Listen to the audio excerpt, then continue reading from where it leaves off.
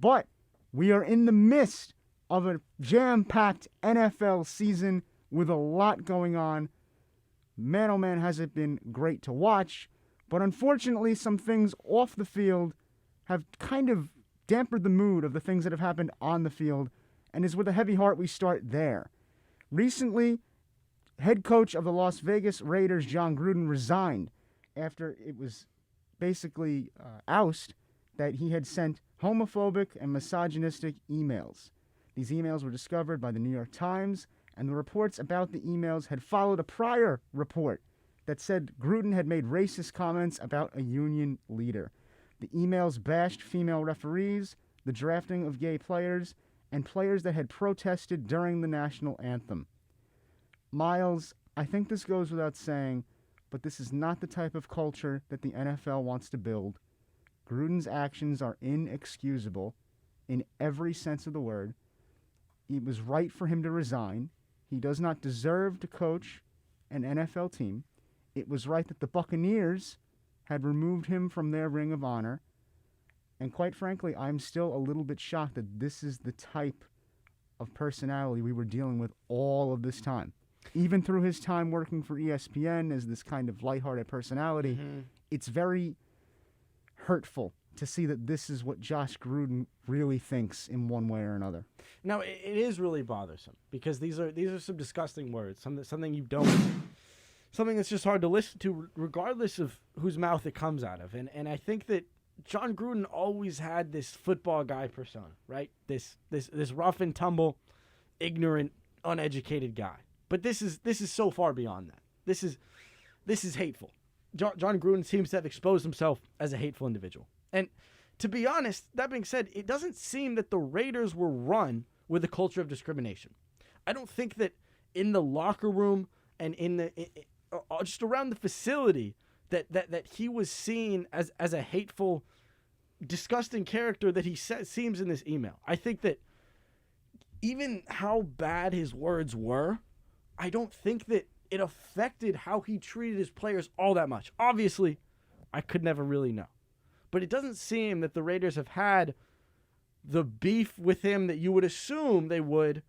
I guess my point is he seemed to keep this private from his players. And that's an interesting point because usually when a guy says words like this is part of his personality. And this is part of his attitude throughout his work, day-to-day life. So I think it's interesting that the way he got exposed. I mean, I think that what's really true is that we're far from done with the emails that are going to come out of this Washington situation because obviously this was not what Washington was originally or what was originally being searched for in these Washington emails. And I have no doubt in my mind there's a lot of ignorance and a lot of hateful things that come out of plenty of NFL front office guys as well as head coaches. So this should be a fun year.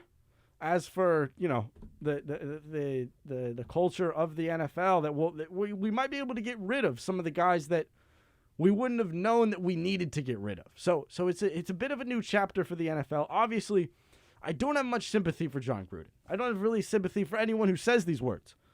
But I think an interesting point of it is that I don't think that he'll let these words and this attitude affect the Raiders that much. I think even though he hasn't been all that successful of a head coach, I don't think that this was why.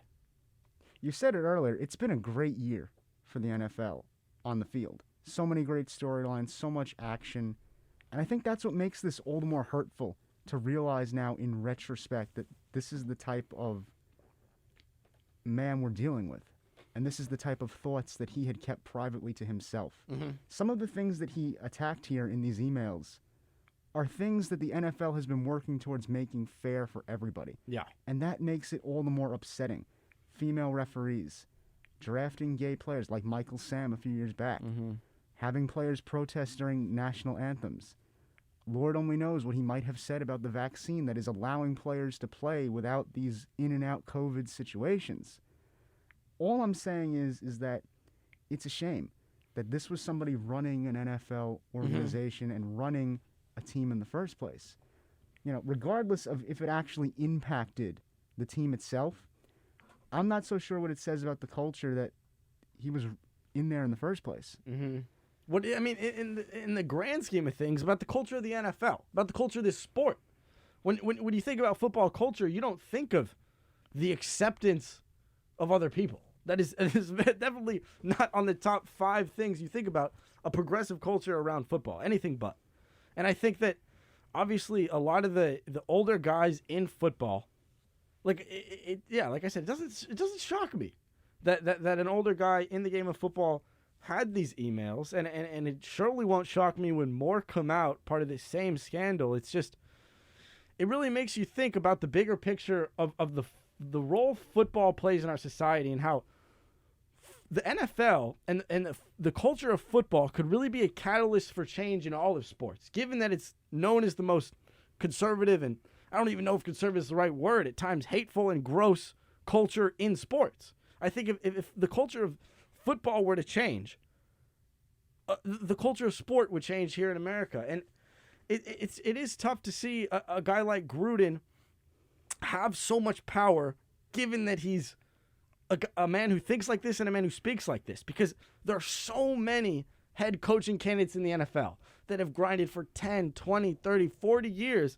as an assistant to get this opportunity at the head coaching position, and they're yet to, because guys like Jon Gruden have these positions.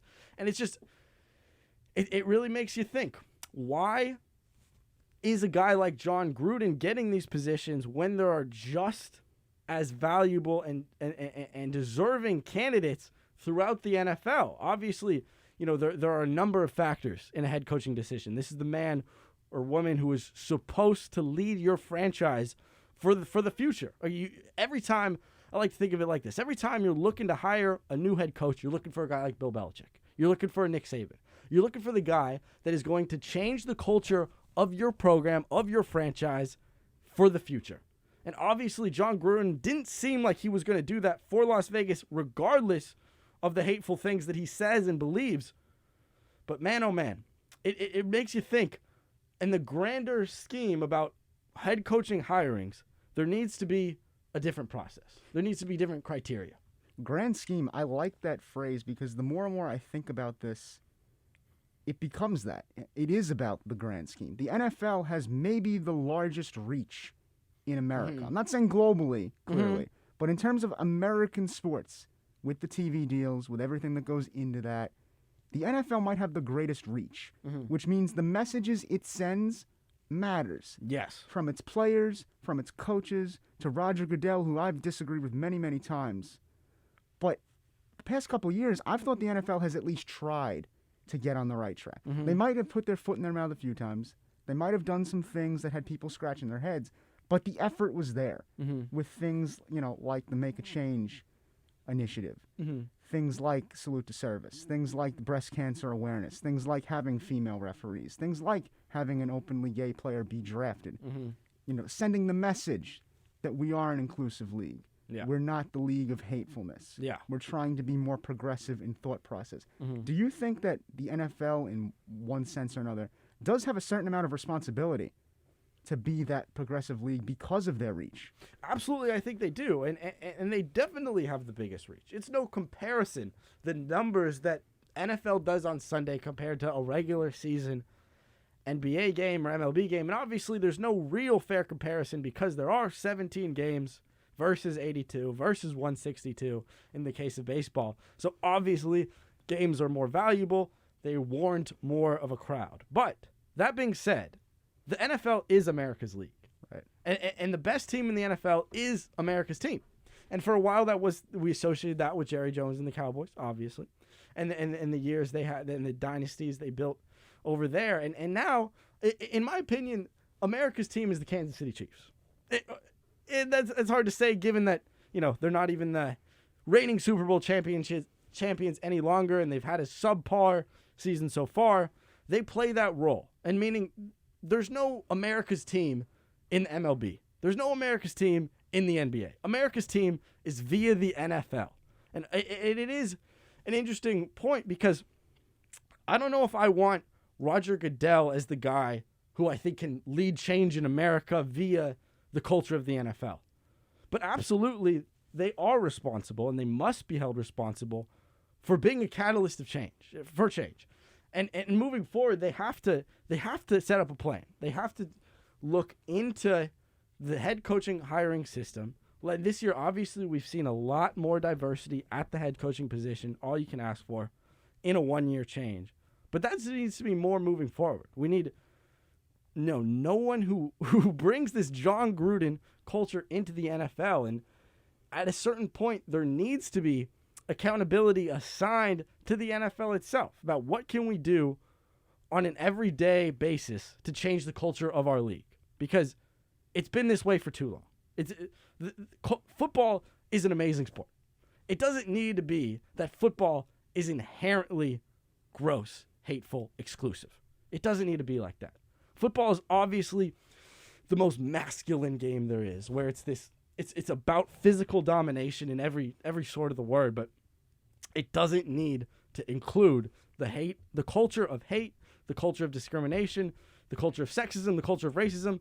All of these things need to be out of the NFL, and the NFL is the only one who can do something about it. It needs to start at the top with the culture change throughout the front offices. And obviously, I don't think that amongst the players, the culture is not one of hate. But amongst the powerful members of the NFL, I wouldn't say that it is a progressive, inclusive, or positive spirit coming out of these front offices. Well said, Mike.